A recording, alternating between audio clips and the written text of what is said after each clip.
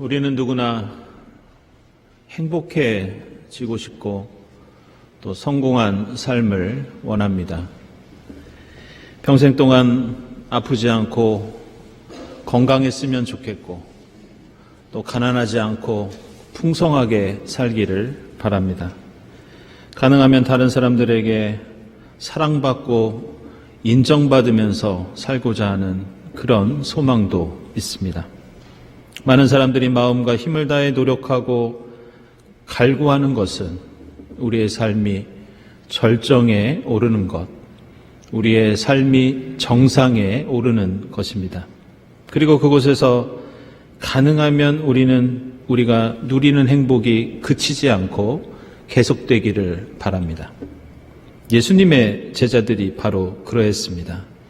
이들이 처음 예수님을 만나서 생업을 버리고 예수를 바로 쫓았던 이유는 다른 것이 아니라 성공하고 싶어서, 행복해지고 싶어서 예수를 따랐던 것입니다.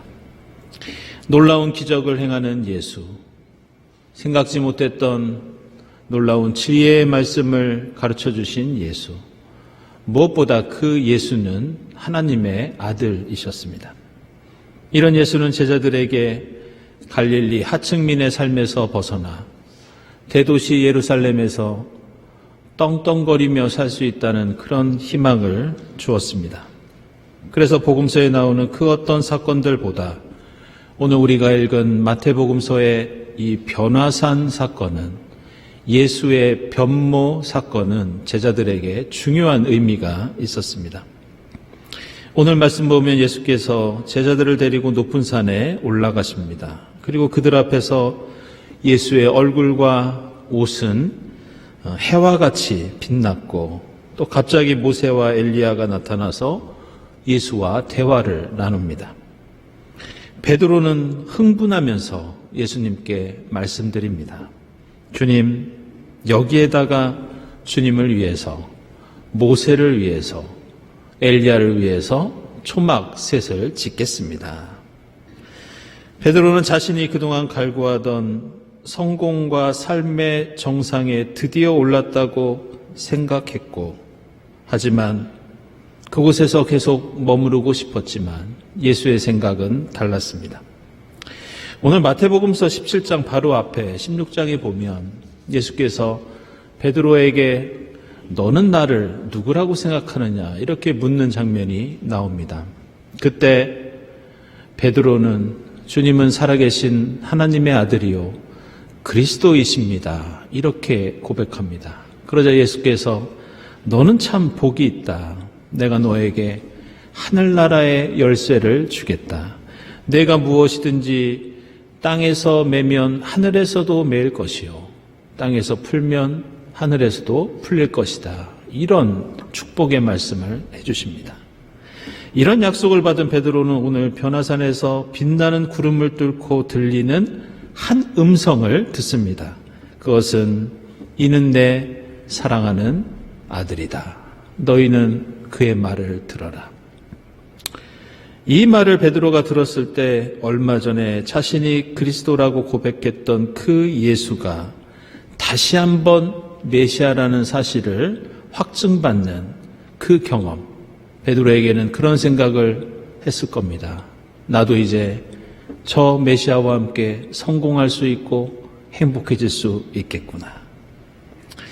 그런데 예수께서는 변화산 위에서 영광과 빛 가운데 변모를 하셨는데 그것이 끝이 아니었습니다. 베드로와 제자들이 예상하지 못했던 두 번째 변모가 예수에게 일어나는데 그것은 빛 가운데서 행복한 삶, 영광의 삶을 살 수 있게 되었다고 생각한 이들에게 예상하지 못했던 실망스러운 변모였습니다. 그것은 십자가 고난과 죽음, 빛이 아니라 어둠으로 향하는 변모였고, 행복이 아니라 고통, 성공이 아니라 실패 같은, 실패로 보이는 그런 변모였습니다. 그리고 이어지는 마태복음서의 말씀들은 예수의 두 번째 변모가 어떤 것인지, 그가 이 변화산에서 받은 그 빛과 영광의 의미가 무엇인지 우리에게 가르쳐주고 있습니다. 오늘 본문 뒤에서 마태복음서는 예수가 받은 그 영광이, 그 목적이 십자가 고난과 죽음을 통해 우리를 살리기 위해서라는 것을 가르쳐 줍니다. 그래서 오늘 본문 뒤에 나오는 12절 보면 예수는 또 다시 한번 제자들에게 나는 고난받고 죽을 것이다 이렇게 알려줍니다. 14절에서 간질병으로 고생하는 아이를 고치시고 22절에서 또다시 나는 고난받고 죽을 것이다 알려주십니다. 이어지는 18장에서는 하늘나라에서 가장 큰 사람이 어린아이 같은 사람이라고 말씀하십니다. 이어지는 19장에서는 부자 젊은이를 향해서 내가 영생을 얻으려면 가진 모든 것을 가난한 사람들에게 나눠주고 나를 따르라고 명령하십니다. 이어지는 20장에서는 또다시 예수께서 자신은 십자가에서 죽을 수밖에 없다고 예고하시고 20장 26절 이하에서 예수의 오른편과 왼편에 앉아 권력을 누리고 싶은 야고보와 요한을 향해 이렇게 말씀하십니다. 위대하게 되고자 하는 사람은 섬기는 사람이 되어야 하고 으뜸이 되고자 하는 사람은 종이 되어야 한다. 인자는 섬김을 받으러 온 것이 아니라 섬기러 왔으며 나는 십자가에서 죽기 위해서 왔다. 그리고 21장에서는 드디어 예루살렘에 입성하셔서 오늘 17장처럼 높은 산 위에 올라가시는데 한 번은 피눈물을 흘리며 십자가 죽음을 받아들이기 위해서 겟셋만의 동산에 오르시고 다시 또 한 번은 십자가를 지시고 골고다 언덕에 오르십니다.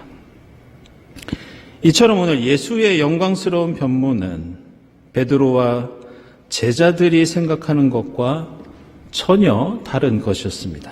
그것은 행복과 성공이 아니었고 삶의 정상에 오래 머무는 것도 아니었습니다. 그 영광과 빛은 겉으로 보기에는 높은 것 같았지만 낮은 것이었고 으뜸인 것 같았지만 종이 되는 것이었고 위대한 자가 되는 것 같았지만 섬기는 자가 되는 것, 한마디로 십자가였습니다. 이것은 오늘 변화산에 나타난 모세와 엘리야가 누렸던 영광을 보더라도 우리는 같은 특징을 찾을 수 있습니다.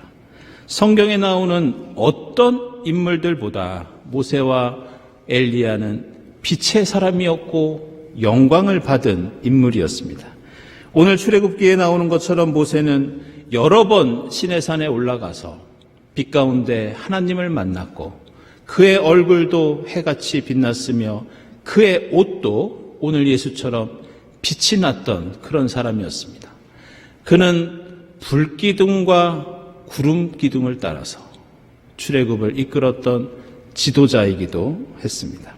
엘리야는 갈멜산에서 화염과 빛으로 임하시는 하나님의 권능으로 바알신의 숭배자들을 물리쳤던 그런 사람이었습니다.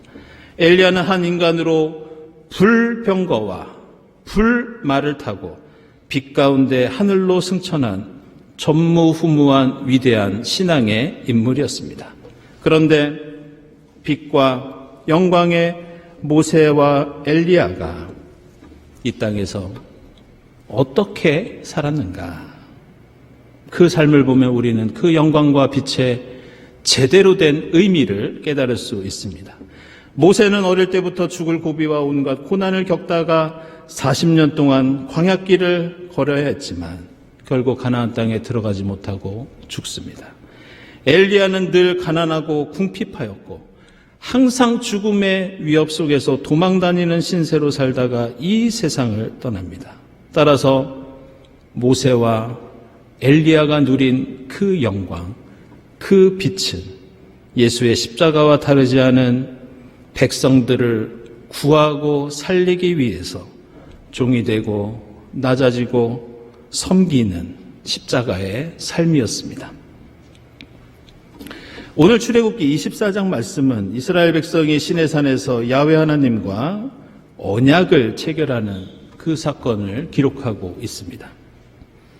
그런데 출애굽기 24장 3절과 7절을 보면 하나님의 말씀에 대해서 이스라엘 백성들이 이런 결단을 내리고 있습니다. 한 목소리로 주님께서 명하신 모든 말씀을 지키겠다고 그들은 하나님 앞에서 선언을 합니다.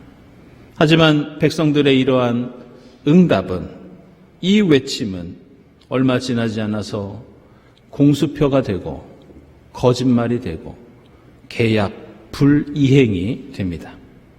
지금 이스라엘 백성들은 큰 영광 가운데 나타나신 하나님, 그 놀라운 광경에 감격하고 흥분하면서 이제 자신들에게 엄청난 성공과 번영과 행복이 올 것이라고 기대하고 있었습니다. 그래서 우리는 하나님 말씀 지킬 수 있고 하나님의 백성으로 얼마든지 살 수 있다고 결단하고 있었습니다. 그러나 그들이 모르고 있었던 것이 있는데, 그것은 말씀대로 사는 것이, 하나님의 백성으로 사는 것이 그렇게 빛나고 찬란하고 영광스러운 것만은 아니라는 그 사실이었습니다. 오늘 출애굽기 말씀은 모세가 하나님으로부터 율법의 말씀을 받는 장면이 나옵니다. 그런데 이 율법을 보통 히브리어로 우리는 토라 이렇게 부릅니다. 유대교의 랍비들은 이 하나님 말씀 율법 토라가 어떤 성격을 갖고 있는지 한 가지 비유를 드는데, 그들은 이 토라를 밀가루에 비유를 해서 설명을 합니다. 그래서 유대교에 격언이 하나 있습니다. 그것은 밀가루가 없으면 토라가 없고 토라가 없으면 밀가루도 없다, 이런 격언입니다.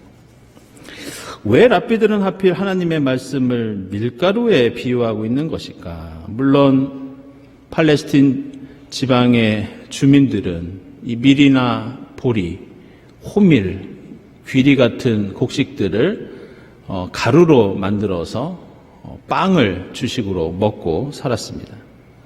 성경에서 밥을 먹는 장면을 보면 대부분 이러한 빵이 나오고, 따라서 하나님의 말씀을 랍비들이 생명을 유지하기 위한 밀가루나 빵으로 비유하는 것은 어쩌면 당연한 것인지 모릅니다. 하지만 여기에는 더 중요한 의미가 담겨 있는데, 그것은 농사지은 곡식을 밀가루로 갈아서 빵을 만드는 과정이 우리가 하나님을 믿는 것, 우리가 하나님의 말씀을 실천하고 행동으로 옮기는 것과 비슷하다고 생각했기 때문에 이런 비유를 들고 있습니다. 밀과 보리는 팔레스틴 지방에서 농사짓는 것이 그리 어렵지 않다고 합니다. 적당한 온도와 습기만 있으면 싹을 틔우고 쉽게 알곡을 얻을 수 있다고 합니다. 하지만 밀이나 보리가 열매를 맺는다고 우리가 그것을 바로 먹을 수 있는 것은 아닙니다. 마치 논농사를 지었다고 우리가 생쌀을 바로 먹을 수 없는 것과 마찬가지입니다. 농부는 추수 뒤에 알곡과 쭉정이를 분류해서 말려야 합니다. 그 후에 절구나 맷돌에 찧어서 고운 가루를 내야 합니다. 여기에 우유와 소금을 넣고 반죽을 해야 하고 얼마 동안 숙성을 한 다음에 불에 구워야 먹을 수 있는 빵이 됩니다. 이처럼 밀이나 보리는 어렵지 않게 얻을 수 있지만 그것이 음식이 되어서 우리 입에 들어오기까지는 많은 수고와 노력이 필요합니다.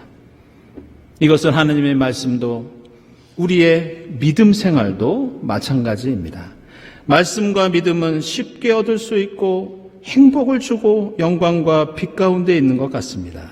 그러나 이것이 영혼의 양식이 되어서 세상을 먹이고 살리는 생명의 빵이 되려면 가루가 되어야 하고 뜨거운 불에 구워야 합니다. 다시 말해서 십자가를 거쳐야 합니다. 그래서 랍비들은 하나님의 말씀이 우리에게 생명과 양식을 주지만 반대로 하나님의 말씀이 밀가루같이 되지 않으면 누구도 먹일 수 없고 살릴 수 없다고 가르쳐주고 있습니다.